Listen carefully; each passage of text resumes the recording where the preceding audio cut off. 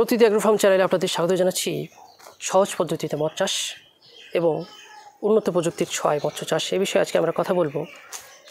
বিনা টাকায় বা টাকা খরচ না করে পুকুরে অ্যারেটরের ব্যবস্থা কিভাবে করা যায়, বা এক কথায় পুকুরে কোনো যন্ত্র স্থাপন না করে আপনি কিভাবে অ্যারেটরের ব্যবস্থা করতে পারেন পুকুরে। তো প্রথমে আগে আমরা আলোচনা করি অ্যারেটর কী এবং কেন প্রয়োজন পুকুরের জন্য।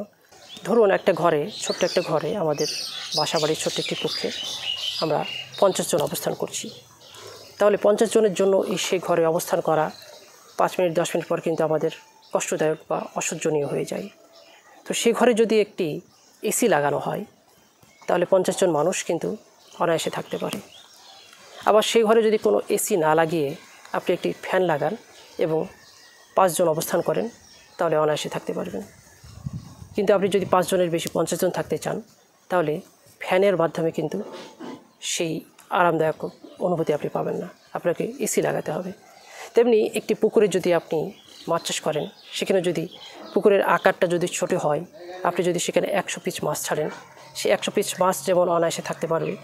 কিন্তু একটি ছোট পুকুরে যদি, যেখানে 100 পিস মাছ চাষ করা যায়, সেখানে যদি আপনি 1000 পিস মাছ বা 500 পিস মাছ বেশি ছাড়েন, অর্থাৎ 5 গুণ মাছ বেশি ছাড়েন, 500 পিস মাছ বা 1000 পিস মাছ আপনি যদি চাষ করেন, তাহলে সেখানে কিন্তু সেই মাছগুলো থাকতে পারবে না বা সেই পরিবেশে অবস্থান করতে পারবে না। এর জন্য অ্যারেটর প্রয়োজন। একটি ঘরে 5 জনের জায়গায় 50 জন অবস্থান করতে গেলে যেমন ফ্যান বা এসির প্রয়োজন হয়, বা ফ্যান বা এসির সাহায্যে বা মাধ্যমে আমরা যেমন একটা ঘরে স্বাভাবিকভাবে অবস্থান করতে পারি, তেমনি একটি পুকুরে অ্যারেটরের মাধ্যমে 100 পিস মাছের জায়গায় 500 বা 1000 পিস মাছ আপনি অনায়াসে চাষ করতে পারেন। তো এ হলো অ্যারেটর লাগানোর বা এই প্রযুক্তির ছোঁয়ার বা ব্যবহারের কারণ। এবার আসি অ্যারেটর কীভাবে কাজ করে। একটা ঘরে একটা ফ্যান বা একটা এসি যেরকম কাজ করে, একটা পুকুরে একটা অ্যারেটর সে কাজ করে। অর্থাৎ পুকুরের এই পানীয় বা তরল এই পরিবেশে আপনার অধিক পরিমাণে অক্সিজেনের মাত্রাটা সরবরাহ করে। আমরা যেমন এই মানুষ বা অন্যান্য প্রাণী মাটির উপরে যারা বসবাস করি, তারা যেমন বাতাস থেকে শ্বাস বা অক্সিজেন নিয়ে বেঁচে আছি, তেমনি পানির মধ্যেও দ্রবীভূত কিছু অক্সিজেন রয়েছে। পানির মধ্যে যে সকল জীব রয়েছে, মাছ বা সাপ বা ব্যাঙ বা অন্যান্য প্রাণী যেটাই বলি না কেন, প্রত্যেকেই সে পানির মধ্যে দ্রবীভূত অক্সিজেন নিয়েই বেঁচে থাকে। অর্থাৎ অক্সিজেন ছাড়া কোনো প্রাণী বেঁচে থাকতে পারে না। তো পুকুরে আপনি যখন 100 পিস মাছের জায়গায় 500 বা 1000 পিস মাছ চাষ করবেন, সেক্ষেত্রে তাদেরকে অধিক পরিমাণে পুকুরে অক্সিজেন সরবরাহ করতে হবে। আর এই অধিক পরিমাণে অক্সিজেন সরবরাহের মূল কারিগর হচ্ছে অ্যারেটর, যেটা কৃত্রিমভাবে পুকুরের পানির মধ্যে অধিক পরিমাণে অক্সিজেন সরবরাহ করে থাকে। তো এ পর্যায়ে আমরা আসি যে টাকা ছাড়া বা পুকুরে কোনো প্রকার মেশিন স্থাপন ছাড়া কীভাবে অ্যারেটরের সুবিধা পেতে পারি।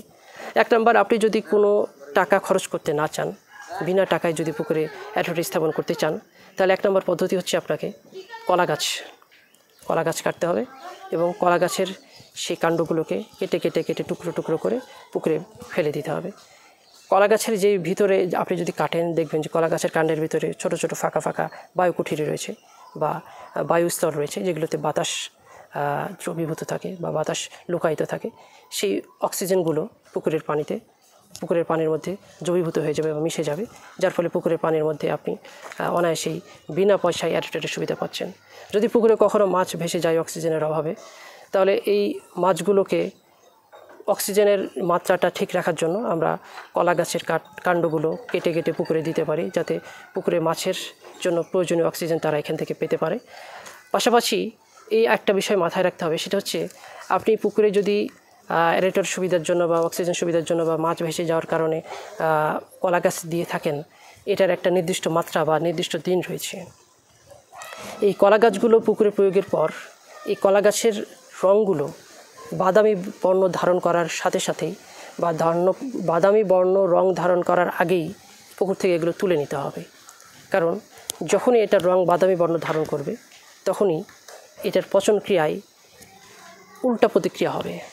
যে কলা গাছগুলোকে আপনি অক্সিজেন সরবরাহের জন্য পুকুরে প্রয়োগ করেছিলেন, সেই কলা গাছগুলোই তখন আপনার পুকুর থেকে অক্সিজেন গ্রহণ করে সেগুলো পচন ক্রিয়ার কাজে ব্যয় করবে। এজন্য কলা গাছ প্রয়োগের জন্য পুকুরে একটা সাবধানতা অবলম্বন করতে হয়। আর সেটা হচ্ছে লাল বা বাদামি বর্ণ ধারণ করার আগে সেগুলো তুলে ফেলতে হয়। যদি কলার এই গাছগুলো পুকুরের সর্বোচ্চ ছড়িয়ে ছিটিয়ে থাকে তাহলে এই কাজটা কিছুটা কষ্টসাধ্য দুঃসাধ্য হয়ে থাকে। পর্যায়ে আসি যে কিছুটা টাকা খরচ করে আপনি কীভাবে অ্যারেটর সুবিধা পেতে পারেন। যদি আপনার পুকুরে টাকা খরচ না করে কলার কাণ্ড দিয়ে অক্সিজেন সরবরাহ করেও কাজ না হয়, পুকুরে আপনি অধিক মাত্রায় মাছ চাষ করছেন যার ফলে অধিক মাত্রায় অক্সিজেনের প্রয়োজন হয়, সেক্ষেত্রে আপনি একটা কাজ করতে পারেন। সেটা হচ্ছে আমরা পুকুরের বা জমিতে কৃষি জমিতে পানি সেচের জন্য যেই শ্যালো মেশিন ব্যবহার করি, সেই শ্যালো মেশিন আপনি পুকুরে স্থাপন করতে পারেন। পুকুরের তলদেশে একটি লম্বা পাইপ সেট করতে পারেন এবং সেই পাইপ দিয়ে সেই পুকুরের পানি শ্যালো মেশিন দিয়ে সেই পুকুরের পানি পুকুরেই স্থাপন করবেন। অর্থাৎ কৃষি জমিতে মাটির তলদেশ থেকে বা পুকুর থেকে পানি নিয়ে যেমন অন্যান্য জমিতে পানি সেচ দেওয়া হয় বা প্রয়োগ করা হয়, এক্ষেত্রে যেই কাজটা হবে সেটা হচ্ছে পুকুরের পানি শ্যালো মেশিনের মাধ্যমে তুলেই পুকুরে প্রয়োগ করা হবে। এর ফলে আপনি দুটো উপকার পাবেন। এক নম্বর হচ্ছে পুকুরের তলদেশে থাকা অজৈব যে পদার্থ আছে সেগুলো বা অজৈব যেগুলো গ্যাসীয় পদার্থ আছে সেগুলো অনায়াসেই পুকুরের তলদেশ থেকে উপরে উঠে পুকুরের পরিবেশটা সুন্দর রাখতে সহায়তা করবে। দুই নম্বর হচ্ছে এই পানিগুলো বাতাসের সাথে মিশে যখন আবার পুকুরে পতিত হবে বা নিক্ষিপ্ত হবে, এই বাতাসের সাথে কিছু অক্সিজেন সে পানির সাথে মিশে আবার দ্রবীভূত অক্সিজেন পুকুরে মিশে যাবে। এই দুটা সুবিধা পাচ্ছেন। তো সেক্ষেত্রে আপনারা যদি এই প্রক্রিয়াটা ব্যবহার করেন তাহলে আপনাদের মাথায় রাখতে হবে যে এই শ্যালো মেশিনটা পুকুরের পাড়ে না করে কিছুটা দূরবর্তী স্থানে বা মধ্যবর্তী স্থানে করলে ভালো হয়।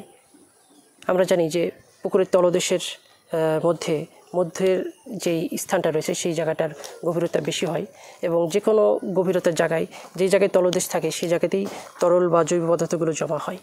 তো সেই জন্য পুকুরের তলদেশে যদি আপনি মেশিনটা স্থাপন করেন, এর জন্য আপনার ছোট একটা ভেলা করতে হবে। সেটা আপনি একটা ককশিটের মাধ্যমে করতে পারেন বা ড্রামের মাধ্যমে একটা ভেলা সেট করবেন এবং সেই ভেলার উপরে সেই শ্যালো মেশিনটাকে স্থাপন করে পুকুরের মাঝ বরাবর রাখলেন। এক্ষেত্রে আপনার যেটা খরচ হবে সেটা হচ্ছে একটা শ্যালো মেশিন কিনতে হবে। দুই নম্বর হচ্ছে প্রতিদিন পেট্রোল, ডিজেল বা কেরোসিন খরচ করতে হচ্ছে। এবার তিন নম্বর হচ্ছে যে আপনি টাকা খরচ করে একটা বাজার থেকে অ্যারেটর কিনলেন এবং সেটা পুকুরে স্থাপন করলেন এবং এটা প্রতি মাসে মাসে আপনাকে বিদ্যুৎ বিল ব্যয় করতে হবে। এই তিনটা পদ্ধতিতে আমরা পুকুরে অক্সিজেন সরবরাহ করতে পারি। এক নম্বর হচ্ছে অ্যারেটর কেনার মাধ্যমে, দুই নম্বর হচ্ছে শ্যালো মেশিন প্রয়োগের মাধ্যমে, তিন নম্বর হচ্ছে যদি আমার অ্যারেটর কেনার টাকা না থাকে তাহলে শ্যালো মেশিন কেনার বা তেল খরচ করার যদি টাকা না থাকে তাহলে আমি কলা গাছ কেটে দিতে পারি। আর তাৎক্ষণিক যদি পুকুরের অক্সিজেন ঘাটতি হয় সেক্ষেত্রে আমরা অক্সিজেন ট্যাবলেট প্রয়োগ করে মাছের অক্সিজেন সরাসরি বা সহজেই সরবরাহ করতে পারি। তবে সহজ পদ্ধতিতে টাকা ছাড়াই পুকুরে অ্যারেটর সুবিধা পাওয়ার একমাত্র পদ্ধতি সেটা হচ্ছে কলা গাছ পদ্ধতি। সবাই ভালো থাকবেন, সুস্থ থাকবেন আর প্রতিটি এগ্রো ফার্মিং চ্যানেলের সাথে থাকবেন। ধন্যবাদ।